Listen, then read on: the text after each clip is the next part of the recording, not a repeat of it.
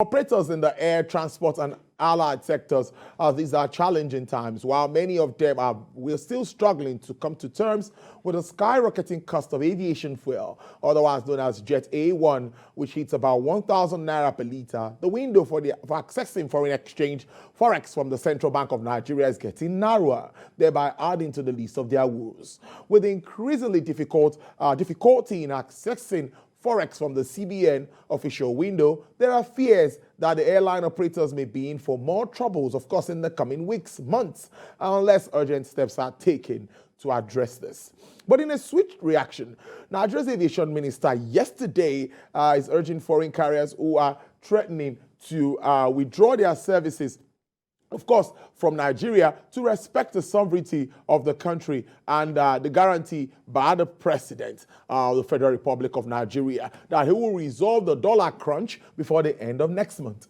Mr. Sirika, while speaking during the President Buhari's administration scorecard 2016 to 2023 series in Abuja, notes that Ethiopia Airlines was the only airline that responded to its request for expression of interest and fulfilled all the stipulated conditions laid down by Nigeria's. Let's discuss this worrisome situation a lot around the sector. And I'm being joined by an aviation journalist and analyst, Mr. Wole Shadare. Thank you so much, Mr. Shadare. It's good to have you on the program. It's been a while. Thank you for having me. And before we get talking, let me congratulate you on your award for the best digital content for aviation in South Africa, and of course the Nigerian Media Night Out also in Lagos here, where you got another award. Congratulations! I think we can shake hands. Thank you, Tolu. Thank you. It's good to have you here. So at least we should have some hot information from that sector. Yes. Well, I'm surprised looking at the minister with all of these challenges I reeled out in my introduction,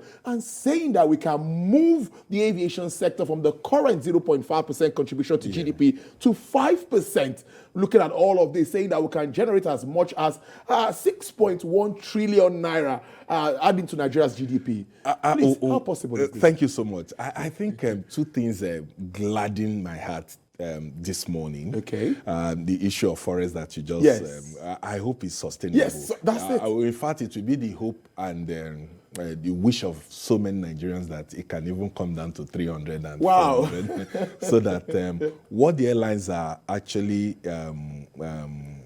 worried about their problems can really be ameliorated with the high cost of Jet A1. So if we have Forex, the exchange rate that has come down, then it will begin to solve some of the problems that the airlines are talking about by, buying jet fare for 1,000 naira or close to that. Everything is tied to Forex. And the other one that gladdened my heart this morning, is the reopening of the runway, airfield lighting at Muritala Mohammed Airport, Lagos, that has been there for more than 15, 18 years.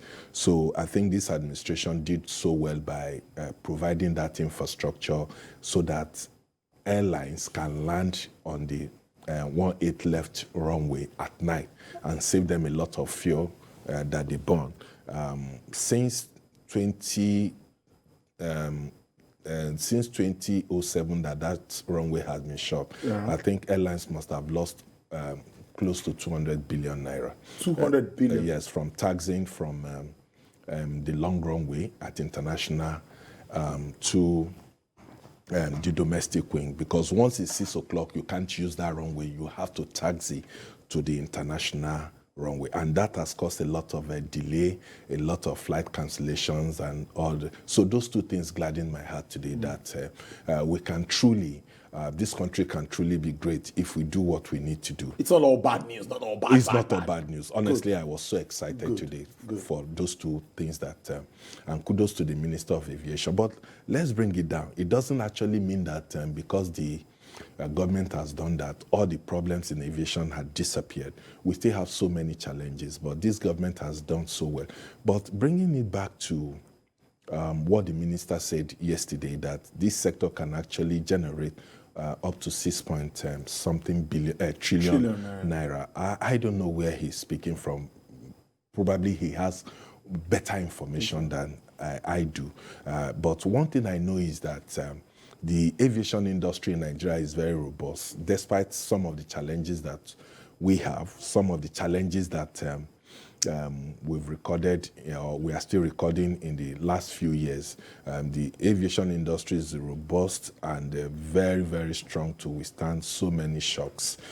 If you look at the Philip Consulting Limited survey that they did 2 or 3 weeks ago, that was released, very, very rich survey. They actually looked into the aviation industry in Nigeria and said this aviation industry has grown by 13%. But I actually don't know what that translates to in Naira and Kobo, but what it means is that the industry has grown from maybe 5% or has the capacity to grow from 5% to 13%, which is very, very massive if we're able to harness some of those opportunities in the sector. So I think that we're on the right track, and more can still be done to make the industry more robust. Yes, the industry has recovered from COVID-19. In fact, we have more than recovered from it based on what we can see. We're having more airlines, where a lot of people are taking more to air travel. In 2021, the report states that over 15 million Nigeria traveled across the country using our airports across the country. So we can see the growth. It could be very small, but the growth is there. So the aviation industry, like I said, is very, very big to sustain some of this shock. In as much as we still have a lot of things to do in terms of Jet A1. I'm excited, but I'm not, it's cautious optimism. I like that. We will be able to sustain. Becoming a broker, stockbroker. Exactly.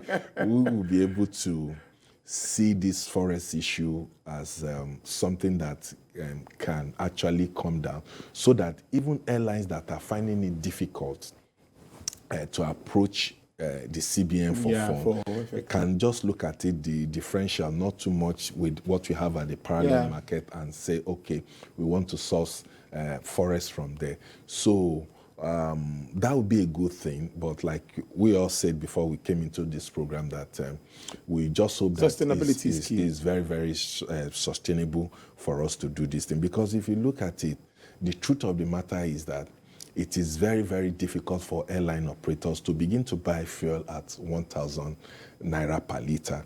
How much are they going to spend to lift passengers from Lagos to Abuja, for instance? So invariably, we are calling for more increase in airfare, but there's a level to which you can raise airfare, because the passenger, the people will react. Yes.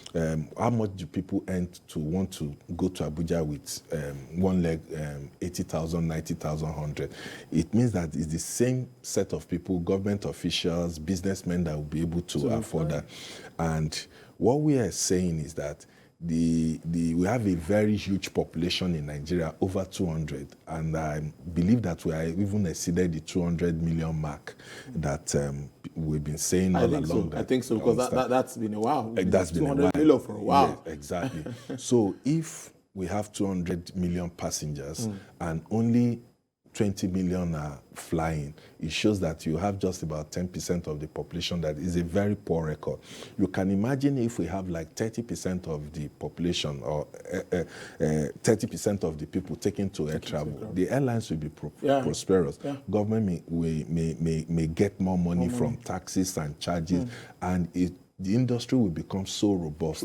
Even in UK and in the US, where you have other modes of transportation like rail, road, sea, and train transportation, you find out that you have options. People still look at air transportation as the safest and the quickest means of getting to your destination. So I don't know if we're getting there yet, but the picture I'm seeing is very, very positive that we can actually get there if we work together, if we put all energies together to make this thing work. But let me ask you, I see reactions, or one of the, should I say, branches or segments of this scorecard or of the aviation masterpiece is that we'll have a carrier. which is the Nigerian Air Limited. I think it's part of it. Is it part of it? Yes, I think it's part of it. It's one of the roadmaps. Roadmaps. Yes, in that roadmaps you have concession, Yes, national concession, carrier, yeah. leasing company, Yeah, aircraft leasing company. maintenance. You have maintenance MRO. Yeah. You have, I think they have about Aerotropolis. Yeah. You have about 5 or 6 Beautiful. built into that. Beautiful. And each of these roadmaps. Yep. Have not a lot of people have accepted it. We still have criticism. Some are criticizing. Yes, that is where I was actually going. Yes. The Ethiopian air thing is what I Yes. see people reacting more. Yes, to. people What are is happening? Yes, people are reacting to it because I believe that trust is lacking, and people tend to believe that whatever government is doing, they don't trust government, and you rightly cannot blame them because over the years they will tell you they are going to do this and they do the next thing. So, but you know, opinions have been divided over this national carrier. Quite a huge number of people are not comfortable with Ethiopian Airlines as the biggest shareholder of the airline. Then I begin to ask myself, if we do not have Ethiopian Airlines, what else could we have had? They say, no. The airline doesn't look Nigerian enough. It's more of Ethiopia. It's going to compete with the domestic airline. It's going to pull them down. Yes, their arguments are valid. But again, you also begin to look at it that this airline has not even started operation. It has 49 equity. Just like the minister said, only Ethiopian Airlines came up to say, okay, we want to do that. And Ethiopian Airlines possibly had seen advantages of, or partnering with Nigeria to, be one of the stakeholders in this, or shareholders in this airline. We also have 2 Nigerian firms, SACO and MRS. And federal government owns 5%. Just 5%. And that 5% is a kind of something that is going to protect the airline. So what they are going to do is that, okay, we are there. We are not putting a lot of money into this, but we will be there to ensure that Ethiopian Airlines or any other airline do not cheat Nigeria. So when you look at what people are saying, you can't actually dismiss it, because if we look at what happened to Virgin Nigeria, a lot of them or some of them are already saying that this is tilting towards Virgin Nigeria. But the minister has come out to say, no, it's going to be different. And I'm one of the people that are very, very optimistic that in as much as we have our criticism about this airline, we should allow it fly. We should see it. Actually, there's nothing we can do, because a lot of people have said that project must be cancelled. And I said, how? After all of the investment After all the investment. But the truth of the matter is that a lot of Nigeria, even those who criticize it, are not saying that the project should be cancelled. They are just saying the process that produced Ethiopian Airlines at the biggest shareholder should be looked into. And I think maybe the government, I don't speak for the government, I don't belong to the government, but I'm looking at it from a journalistic angle that we should allow it fly. Because when you have an airline, it's going to create employment. It's going to even help people to get to so many places. And Ethiopian Airlines is the biggest airline, is the most profitable airline in Africa.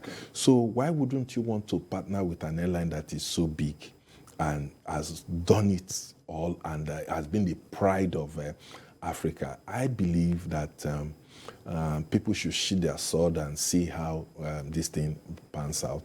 And I want to believe that Ethiopian Airlines will run this airline in conjunction with other shareholders. We run it very well. But also the concern of the operators that, okay, we are trading our bilateral air services agreement to Ethiopian Airlines. I just see it as a win-win situation for everybody.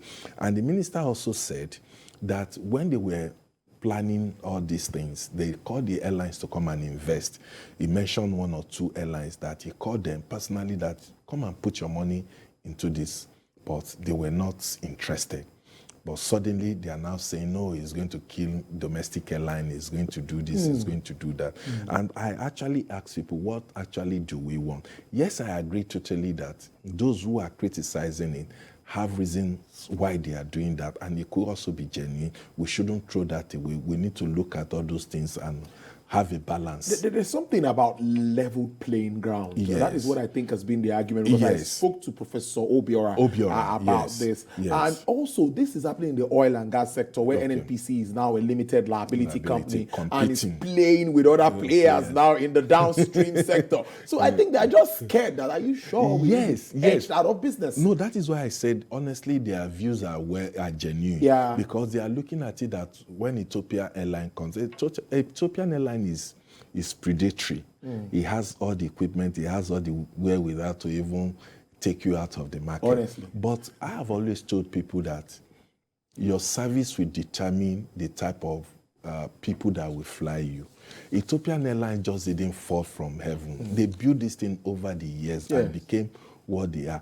I agree, but what it means is that the domestic airline will need to up their games and provide good services to people, make their fares very, very competitive, and you begin to see a lot of benefit from it. It could even be possible that this airline will spur other airlines to begin to offer tailor-made services. And you also look at it, we have bilateral air services agreement with about 60, 70 countries. How many of these bilateral air services agreements are we even utilizing, or are we really reciprocating? Not up to 6. Most of our airlines have been designated to London, US, Dubai. Yes, Airpeace is not doing badly, at least saving our face by going to Dubai and Joburg. But there are still other bilateral air services agreement that we have that these airlines can take advantage of. Who say they can't go to London, although they will tell you that they are aeropolitics, that the UK authorities are playing a kind of game that does not want them to come in. I do not disagree with that. But again, we must put our house in order. We must do things that will make them to say, okay, you can come. We must have the right equipment. We must have the right attitude. We must operate to the highest standard. Yes, saying higher standard, it means that people will say, are you telling me that airlines are not operating to... No, they are. The regulatory body that we have is superb. The NCA we have is superb. In fact, safety has been improved over the years, and that is why we rarely have accidents in Nigeria with any of the Nigerian airlines, because NCA has done its work. NCA is doing very, very well in ensuring that nobody comes into the industry without getting the certification that it wants. In fact, they are on the airline's neck. If you do anything that does not go with the book, they ground you. We've had instances of 2 or 3 airlines that have been grounded. I think I heard Dana is coming back. No, Dana came back yesterday. Back already, yesterday. Yes, and we also have Asman that had been grounded over safety. They don't waste time. They ground you because they don't want to take, they don't want to make the mistakes we made in the past. Yes, I agree that even when you do all those things, accident can still happen. Of course, but at least must do your own part. Checks and you do all the checks and make sure that these airlines are sound. It's an interesting conversation. You know, we can go on and on. So let's just try and see where we can. I'm still looking at aviation workers now. Let's wrap up maybe on that note. They are also somewhere saying, no, we're not going to allow this happen. Concessioning will not happen. And they say they also want to collapse maybe some agencies. Yes, what happened is that I actually broke that story anyway last week. Yes. So, like I said, we have what we call the roadmap. And all these things are in the roadmap, concession and all the rest. It's just like but you know what baffled me when the unions came out? Yes, I respect them because I have a lot of friends there. Where were they when these concessioning issues were going on, the processes? And 2 weeks ago or 3 weeks ago, they announced bidders for these airports. People will take over this airport. And suddenly you are saying, no, you don't want concessioning again because your workers will be retrenched. Yes, I agree. It's a valid concern that you need to protect your workers. The reason why you have unions is because of the unions to protect the workers. But like they've said, there's no way the new concessionaire is going to absorb all your workers, and they are not going to lay them off. It's just 4 airports now. Those other can be pushed to other airports or do something else, and those that they find that are not, they are dead rules, I'm sorry to use that word, they can be eased off. You pay them off. There's no way it's going to be run like a civil service organization. It's going to be run purely as a business concern. And if somebody is coming in to put in his money, change the face of our airport. And that is why I encourage government not to even put money into doing anything in our airport. See, if you are going to concession this airport, why are you also investing into the airport? Allow the concessionaires to do what they want to do so that we can make more money. And that can also triple the revenue that is coming from aviation from our airports, because it's going to be, not that things will be expensive, but at least you're going to get value for your money, and the airports, more money will come to the government, and the concessionaires will also make money. And concessioning is not a new thing. A Gatwick Airport was concessioned to a Nigerian, Chief Ogunlesi, Dr. Ogunlesi, if I may, for so many years until recently. And Gatwick Airport is one of the biggest airports in the world. So they've gone through the process and announced bidders, and you're now coming out to tell us that you no go agree or you no go agree. The other aspect that I feel that they are more concerned about is the demolition of some of the agencies to make way for rail system, shopping mall, and all the rest, to turn it into Aerotropolis. I actually feel that is not even necessary. We can still have rail and, without demolishing that. But if it is necessary that those things will give way for also have rail, because at times, coming from the domestic to international, you might even miss your flight.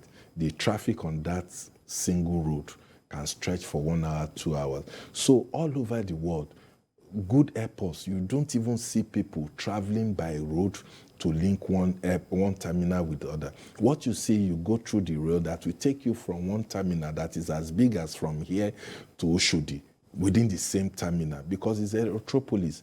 And the idea of Aerotropolis is that it's a city, is airport city. What it means is that you can do whatever you want to do at that airport without even going to the town. You can have your conferences, you have hotels there, you have recreation centers, you have everything there without even leaving the airport. People even go to those airports just to see things for themselves. And the airport managers make money from there. So I think they are more concerned that demolishing it will not do the industry any good. But I also ask them, the agencies have been moved to Abuja. They've been moved to Abuja, although we still have some of their workers in Lagos that are still using it. But if they are going to demolish those structures, those ramshackle structures, and build maybe skyscraper there, turn it into a business, making something, I think farm will make money, the government will make money, and people can even come to the airport and do a lot of businesses. It's a good way to leave it. An interesting conversation. If I allowed, we will just the whole of 1 hour will be spent on the aviation sector, because a lot of issues around that space. Thank you so much. It's always good to have you in the studio, Mr. Wole Shadare, award-winning aviation journalist. Do enjoy your weekend. Thank you so much for having me.